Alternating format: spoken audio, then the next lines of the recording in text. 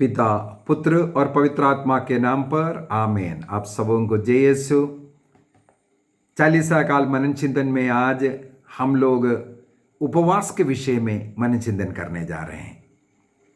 हम लोग 3 दिन से ईसा मसीह के उन पहाड़ी संदेशों में से जो कैथोलिक कलीसिया चालीसा काल में अपनाने के लिए कहा, जो भिक्षादान है, प्रार्थना है और उपवास है, ये 3 बात पर मनन चिंतन करते आ रहे हैं। ईसा मसीह ने सिखाया अन्य लोगों को दिखाने के लिए डोंकियों की तरह यह सब नहीं करना है। ईश्वर से इसके लिए पुरस्कार मिलने के लिए प्रभु सही रीति क्या है हमें सिखाते हैं। अन्य लोगों को दिखाने के लिए नहीं, बल्कि इसके द्वारा कुछ आत्मिक की कृपाएं, आशीषें मिलता है, इसके लिए इन कार्यों को करना है। और मैथ्यू चैप्टर 6:17 में, मत्ती के सुसमाचार अध्याय 6:17 में जो लिखा हुआ वाक्य है इस प्रकार से है, जब तुम उपवास करते हो तो अपने सिर में तेल लगाओ और अपना मुंह धो लो। आगे किस प्रकार आप लोग करना है इसके विषय में लिखा हुआ है। इसका मतलब है ईसा मसीह यहां मनुष्यों से, हम लोगों से आग्रह करते हैं, तुम्हें उपवास करना है। उपवास का एक आदर्श रूप ईसा मसीह स्वयं हमें दिखाया। यदि मत्ती के सुसमाचार अध्याय 4 में हो या लूकस के सुसमाचार अध्याय 4 में, इन दोनों जगह पर ईसा मसीह के बपतिस्मा के बाद जब वो पवित्र आत्मा उन पर उतराया, वो आत्मा से परिपूर्ण होकर के यरदन तट से वो मरुभूमि की ओर जाते हैं। एक विचिन्न प्रदेश जाकर के वहां 40 दिन और 40 रात्रि कुछ नहीं खाया, कुछ नहीं पिया। ईसा मसीह स्वयं पवित्र आत्मा से भर करके, पवित्र आत्मा से अभिषिक्त होकर के निर्जन प्रदेश जाकर के वह उपवास प्रार्थना किया। वहां पर उनका शारीरिक, आत्मिक और सांसारिक रीति से प्रलोभन में पड़ा था। शैतान ने उनकी परीक्षा ली, लेकिन उस उपवास और प्रार्थना और ईश्वरीय वचन के द्वारा शैतान पर ईसा मसीह ने विजय प्राप्त किया। अर्थात शैतान पर विजय प्राप्त करने का एक बहुत बड़ा हथियार है उपवास। उपवास शब्द का मतलब है पास में रहना, ईश्वर के साथ रहना। जब एक प्रेमी प्रेमिका के साथ रहता है, समय कैसे बीतता है, उनको कोई भूख नहीं, उनको कोई प्यास नहीं, कुछ नहीं मालूम पड़ता है। उसी प्रकार जब ईश्वरीय प्रेम में एक होकर के बैठने को उपवास कहते हैं, तब हमें भोजन की जरूरत नहीं, तब हमें अन्य संसारिक चीजों की जरूरत नहीं। हम सब कुछ त्याग करके ईश्वर के साथ संगति में बैठना। यदि कुछ भी काम भी कर रहा है, कहीं आ रहे जा रहे हैं, तब भी ईश्वरीय नाम जप करके ईश्वरीय चिंता में रहना, इसको उपवास कहते हैं। हम लोग यशायाह का ग्रंथ अध्याय 58 वाक्य 6 से आगे हम लोग पढ़ते हैं। Isaiah chapter 58 verse 6 onwards. मैं जो उपवास चाहता हूं वह इस प्रकार है, अन्याय की बेड़ियां तोड़ना, जुए के बंधन खोलना, पद दलितों को मुक्त करना, हर प्रकार के गुलामी समाप्त करना, अपनी रोटी भूखों के साथ खाना, बेघर दरिद्रों को अपने यहां ठहराना, जो नंगा है कपड़ा पहनाना, और अपने भाई से मुंह नहीं मोड़ना। इस प्रकार किस प्रकार का उपवास ईश्वर चाहता है, इसका वर्णन नबी यशायाह के द्वारा प्रभु ने हमें दिया।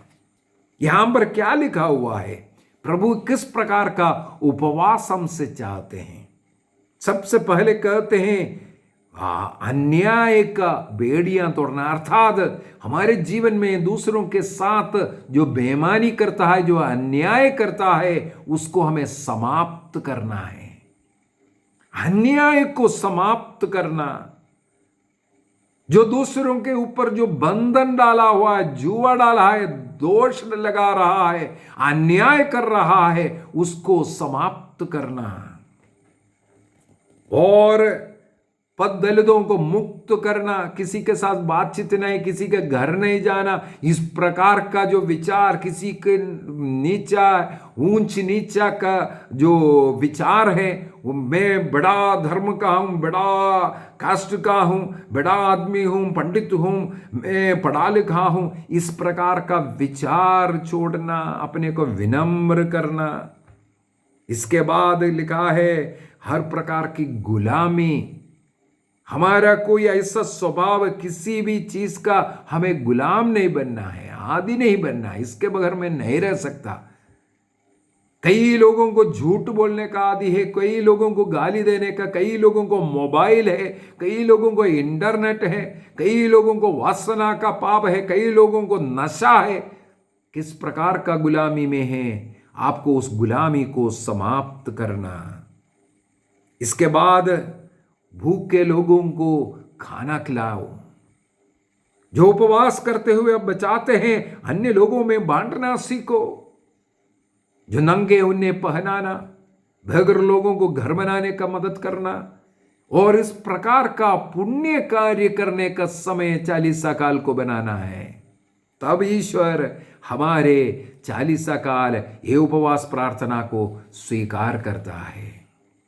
कृपा, अनुग्रह, आशीष बरसने का समय है। कई लोग बोलते हैं इतना अपने शरीर को उपवास करते हुए तोड़ने की जरूरत नहीं है, ऐसा करके। मुझे कोलोसियों का पत्र याद आ रहा है। कोलोसियों का पत्र, उसके अध्याय 1 वाक्य 24 बहुत ही सुंदर एक वचन है, कई बार सोचने में मजबूर करता है। अभी उपवास के साथ मन में याद आ रहा है। कोलोसियंस चैप्टर 1:24, इस समय में आप लोगों के लिए जो कष्ट पाता हूं, उसके कारण प्रसन्न हूं। संत पौलुस लिखते हैं, मैं आप लोगों के लिए कुछ कष्ट पाता हूं, कष्ट उठाता हूं मेरे जीवन में। वह कितना कठोर परिश्रम कर सुसमाचार का प्रचार किया, दिन रात उसमें लगे रहते थे। अनेकों बार उनको मार खाना पड़ा, जेल में जाना पड़ा, अत्याचार सहना पड़ा, पत्थर मारा गया, कोड़े बरसाया गया। यह सब बाइबल में लिखा हुआ है। सुसमाचार के लिए उन्होंने कितना सहन किया। अन्य लोगों को सुसमाचार देने के लिए, पाप से मुक्ति कर करके स्वर्ग राज्य के लायक बनाने के लिए पौलुस ने कितना कष्ट उठाया। और उनके जीवन में हम लोग पढ़ते हैं, अनेकों बार उपवास प्रार्थना कर जिंदगी जिया। तो यहां पर कोलोसियों को लिखते हुए कहते हैं, मैं आप लोगों के लिए जो कष्ट पाता हूं, उनके कारण प्रसन्न हूं। अर्थात हमारा प्रार्थना उपवास अन्य लोगों के लिए जो हम उपवास करते हैं, कष्ट उठाते हैं, हमें उसमें खुशी होना चाहिए। उपवास करते हुए अन्य लोगों के लिए प्रार्थना कीजिए। हर रोज का उपवास किसी न किसी मतलब के लिए, अन्य लोगों के लिए समर्पित कीजिए। हमारे नेताओं के लिए, पापी लोगों के लिए, कलीसिया को तंग करने वाले लोगों के लिए, हमारे पड़ोसी लोगों के लिए सब समर्पित कीजिए। हमारे लिए प्रार्थना जो मांगने वाले लोग हैं, हमसे प्रार्थना मांगने वाले लोग हैं, उनके लिए समर्पित कीजिए। आपको आनंद आएगा। उनके लिए जो कष्ट झेल रहा है, जो तपस्या आप कर रहा है, भोजन छोड़ रहा है, कुछ कष्ट तो है।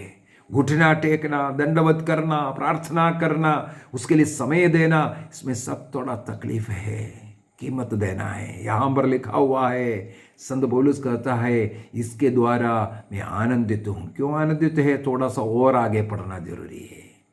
इस प्रकार मसीह ने अपने शरीर अर्थात कलीसिया के लिए जो दुख भोगा है, ईसा मसीह सबसे ज्यादा दुख कष्ट झेल करके कलीसिया को बचाने का प्रयत्न किया। वो क्रूस मृत्यु के द्वारा कलीसिया को, सारे संसार को पाप से मुक्ति दिया। लेकिन आज भी अनेकों लोग उस पाप के संकुल में हैं। ईसा मसीह ने हमें शैतान के वश से हमें छुड़ाया था, लेकिन आज अनेकों लोग शैतान का गुलाम बन करके रह रहा है।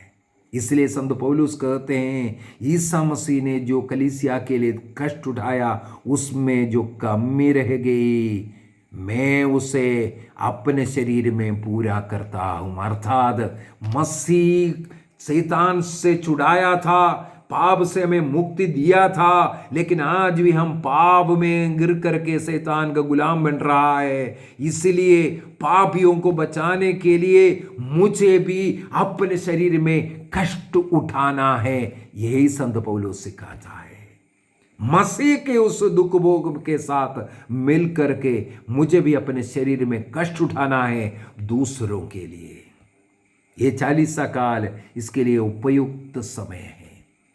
अन्य लोगों के लिए उपवास कीजिए, परिवार जनों के लिए उपवास कीजिए, पड़ोसी जन के लिए, हमारे नेतागण के लिए, हमारे देश के लिए हमें उपवास करना है, प्रार्थना करना है। इसमें बहुत कृपा आशीष है। बाइबल के अंदर अनेकों उदाहरण है। मैं बीती क्लासों में 40 दिन कौन कौन उपवास किया, क्या क्या हुआ, इसके विषय में हम लोग मनन चिंतन करते आ रहे हैं। अनेकों ऐसा 40 का संख्या में मिला। अभी हमारे सामने भी एक 40 से है। हमें ये इस 40 में उपवास प्रार्थना करना है।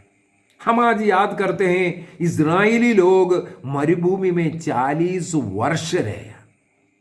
क्या उन्होंने मिस्र देश से कोई गाड़ी भर करके रोटी लेके आया, अनाज लेके आया, चावल लेके आया? क्या उस मरुभूमि में उनके लिए पानी पीने के लिए पानी था? जिस देश से होकर के ईश्वर ने उन्हें कनान देश लेकर के गया वो मरुभूमि है। कुछ भी खाने पीने के लिए कुछ नहीं है। ऐसे देश से उन्होंने लेकर के गया। 1-2 दिन नहीं, 1-2 महीना नहीं, 1-2 साल नहीं, पूरे 40 वर्ष। विधिवरण ग्रंथ अध्याय 8 वाक्य 2 में हम लोग पढ़ते हैं, डिट्रोनॉमी चैप्टर 8 वर्स 2 ऑनवर्स हम लोग पढ़ते हैं, बीती 40 वर्षों को तुम याद करो। यदि हम याद करेंगे, उन्हें भोजन के लिए उनके पास कोई अनाज नहीं था, लेकिन उन 40 वर्ष ईश्वर ने स्वर्ग से मन्ना बरसा करके रोटी खिलाया। जब कनान देश में प्रवेश किया, जहां उन्हें खेती बाड़ी मिला, तब स्वर्ग से मन्ना बरसना बंद हुआ। तब तक मन्ना बरसा करके उन्हें खिलाया, चट्टान से पानी निकाल करके उन्हें पानी पिलाया। इस प्रकार प्रभु उनके साथ रह करके उन्हें चलाया, बढ़ाया, पोषण किया। ये 40 काल हमें यही याद दिलाता है। जिस प्रकार इजरायली लोग 40 वर्ष मरुभूमि में प्रभु में भरोसा करते हुए प्रभु में रह करके अपना रोज का रोटी उन्हें मिलता रहा, उसी प्रकार हमें 40 दिन का ये उपवास प्रार्थना का समय प्रभु पर आश्रित रहने का समय होना चाहिए। प्रभु मेरे लिए सब कुछ प्रबंध करने वाला है, इस विश्वास के साथ चलना सीखना कठिन। प्रभु में शरण रख करके चलने वाला, जीने वाला दिन बनना है। ये 40 काल शैतान पर विजय प्राप्त करने का समय होना चाहिए। मत्ती का सुसमाचार 17 के अंदर प्रभु यीशु मसीह ने सिखाया, उपवास प्रार्थना के सिवा कुछ से भी ये शैतान को, इस जाति को नहीं निकाल सकता है। हम लोग एफेसियों का पत्र अध्याय 6 को पढ़ेंगे। एफेसियों का पत्र अध्याय 6 वहां पर हम लोग पढ़ते हैं, हमारा लड़ाई किसी निरे मनुष्यों के साथ नहीं है। वाक्य 10, एफेसियंस चैप्टर 6 वर्स 10, आप लोग प्रभु से और उसके अपार सामर्थ्य से बल ग्रहण करे।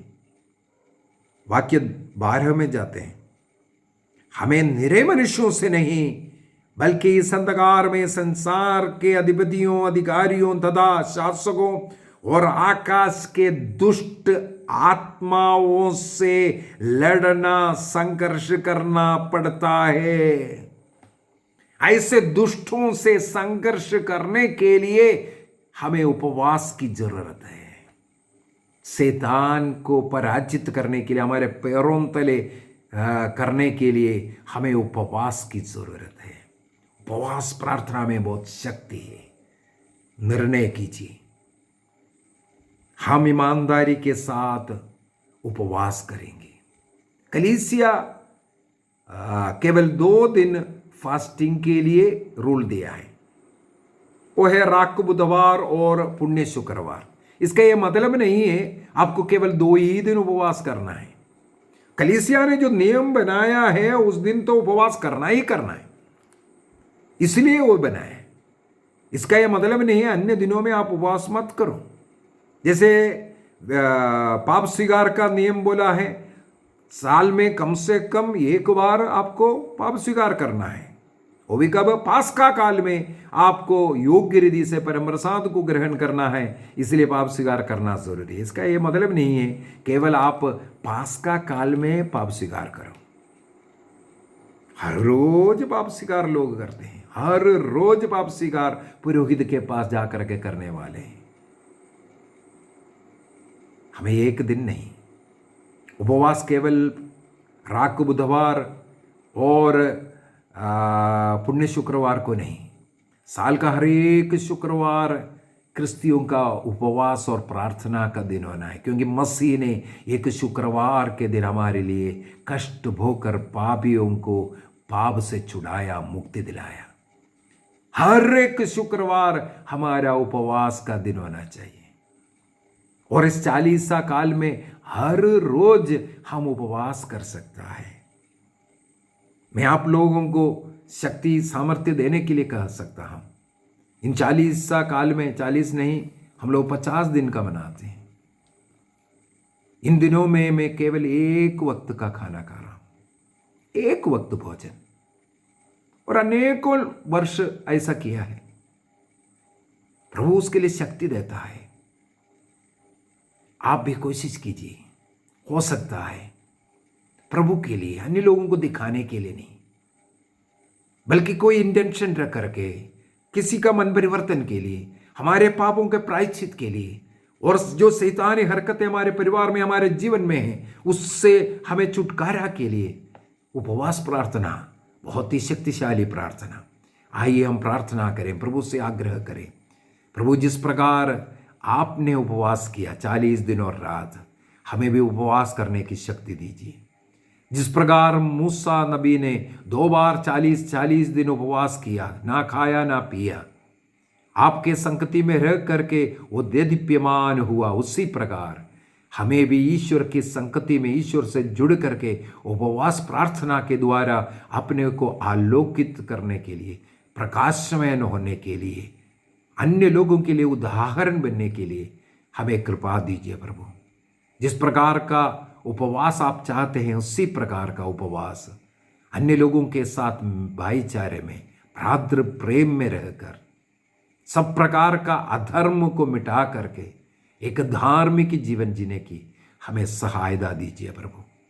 जिस प्रकार एलिया अपने हृदय में ईश्वर के प्रति एक तरस का करके, एक भक्ति ले करके, ईश्वर का दर्शन के लिए तरस का करके ओ होरेब पर्वत की ओर 40 दिन रात बिना खाए पिए चला, हो यीशु को, ईश्वर को पाने के लिए हमें भी उपवास प्रार्थना करने की शक्ति दीजिए।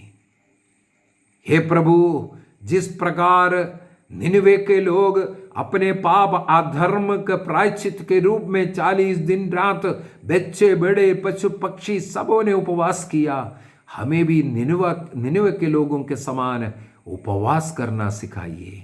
हमें भी शक्ति दीजिए, इसके द्वारा हमारे बीच से शैतानी हरकतें मिट जाएं, पाप अपराध मिट जाएं, रोगियों को चंगाई मिले, सारे बंधन टूट जाएं। जिन्हें रोजगारी नहीं उन्हें रोजगारी मिले। जो अविवाहित है, विवाह में जो भी बाधा हो रहा है, उनका विवाह जल्दी होवे। निसंतान लोगों को संतान मिले। परिवार में जो तनाव है, लड़ाई झगड़ा है, वो समाप्त हो जाए। बच्चे माता पिताओं का कहना मानने वाला बने। सब कोई प्रार्थना मिल करके करने वाला बने। हर एक घर में रोज पारिवारिक प्रार्थना हो। निर्णय कीजिए, उपवास के द्वारा हम शैतान को हराएंगे, यीशु की जय करेंगे। पिता, पुत्र और पवित्र आत्मा के नाम पर आमीन। आप सबों को जय यीशु। प्रभु का अनुग्रह आशीष आपको मिलता रहे।